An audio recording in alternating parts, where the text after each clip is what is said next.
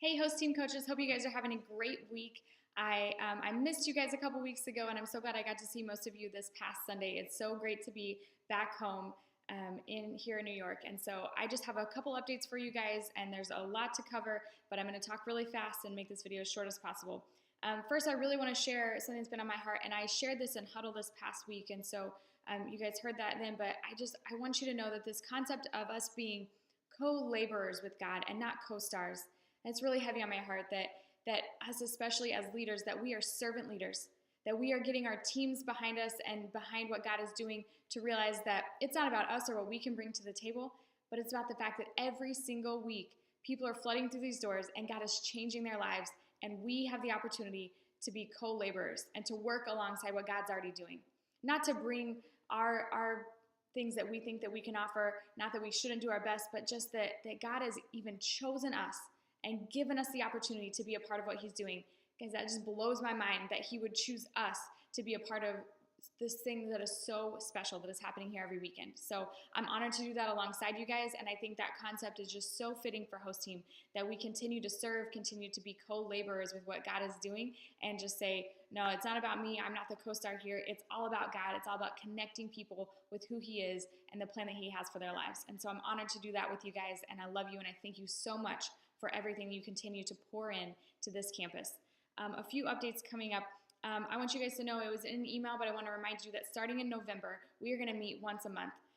This has really just been convicting for me as we continue to need to do things like build our leadership, myself included, and make sure that we're all on the same page with things, and make sure that we are duplicating ourselves. And this is going to be a big theme coming up, probably for most of 2015 as well, duplicating ourselves so that we can all begin to lead at a higher level, and then the people under us can lead at a higher level, and then before you know it, we are running like we've never run before, and we are reaching people like we've never reached them before, because we are all finding, just like Christine Kane talked about this past week, we are embracing our place. And we want to embrace our place and then help our team embrace their place, and so that the body is completely healthy and operating at highest capacity. And so we're going to talk a lot about duplicating ourselves and raising up leaders underneath us, and making sure that we're not the only person who knows how to do something or knows how to lead in this way. And so put it on your calendars, November 16th at 1:30. So right after the at 12:30, right after the 11:30 gets out, we will meet here. And so we'll start meeting once a month, and it won't always be on Sunday. We'll see what works best for everyone, but please put it on your calendars, November 16th at 12:30. We will meet here. We'll have lunch, and we're actually going to start at that point talking through a book. It's called Mentor Like Jesus. So I'm going to get each of you a copy, and I'll have it here for you in the next couple of weeks on a Sunday, so you guys can start reading through that. But we're really going to look at, how did Jesus lead people? How did he mentor people? How did he raise up other leaders under him? Because honestly, there is no better example for us to follow than Jesus himself and how he did this. And so I would love to know, how can I emulate Jesus more, and how can we do that as a leadership team? So we're going to start that November 16th, and I'll have that book for you very quickly. Really, what I see in our future is that a lot of you will start to be confused with staff. When someone new comes in, they won't be able to tell if I'm a staff member, if Rob or Ryan or Christina or Megan or Leon is, or if one of you are.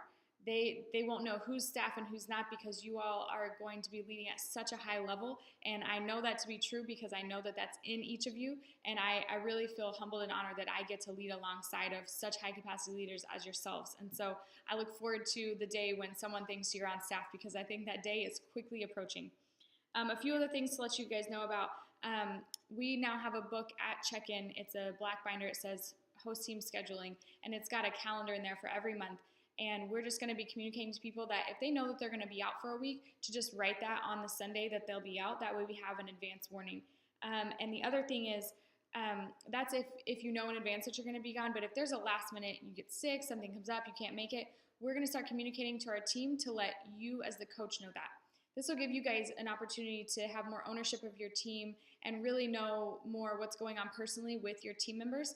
And I really want to let you guys have that opportunity, because it allows for a lot of ministry to happen. When someone calls out last minute, I'm sick, and then you have the opportunity to check in with them later that week, and that can go a long way. Or maybe they call out several times, and just the opportunity to dig in a little deeper and ask those questions. Hey, are you doing all right?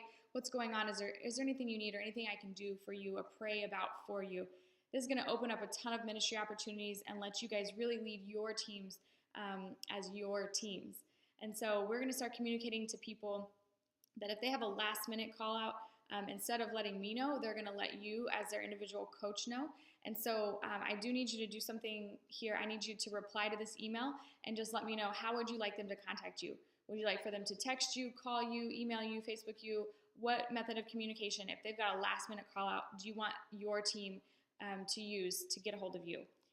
Let's see. Next is we will, just to improve some communication among the entire team and also to help with some scheduling things that we see becoming a habit, not knowing when you're scheduled, or what do I do if I'm every other week and I miss my week? Do I come back the next week or do I wait? I'm going to start sending out a monthly email towards the end of a month that has the next month's schedule. So here next week, I will send out an email that will cover things coming up in November as well as November's schedule, so that there's no question about when do I serve, I'm not sure when to show up. We just really want to start holding the accountability bar a little higher to know, hey, here's, we want to make sure that we're resourcing you. So, hey, here, when we're expecting you to be here. And I think we do a great job of letting our teams know that it's important and they make a difference when they're here. But I really think that we can improve in letting our teams know that it makes a difference when you're not here. And when you're not here, we feel that as well. And not only we feel that, but our guests feel that. And so we want to make sure that we give people every opportunity to know exactly when we're expecting them to be here. So an email will go out for every month with scheduling and just any other updates that might come up.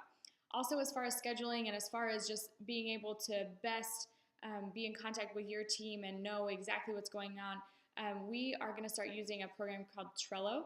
It's you can use it on your computer, but it's also a free app on your phone. And so I'd ask that you please download that before Sunday, because on Sunday I'm going to go over that with each of you really quickly during your experience and just kind of show you how we're using it. And it's basically a great way that we can have everyone on your team's information in one place, but it's easily editable.